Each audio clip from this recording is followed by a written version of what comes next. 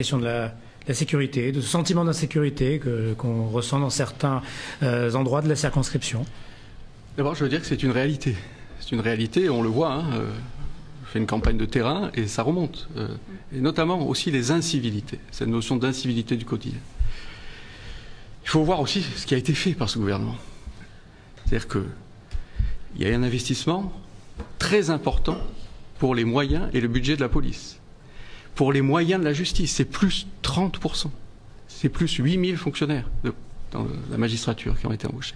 Donc, agir sur ces domaines-là, c'est renforcer les moyens, ce qui n'avait pas été fait, là aussi, par le passé, et ce qu'a réussi à faire ce gouvernement.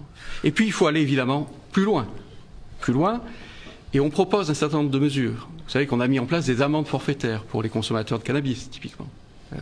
On veut développer ces amendes forfaitaires qui sont inscrites au casier judiciaire. Ce n'est pas juste une amende.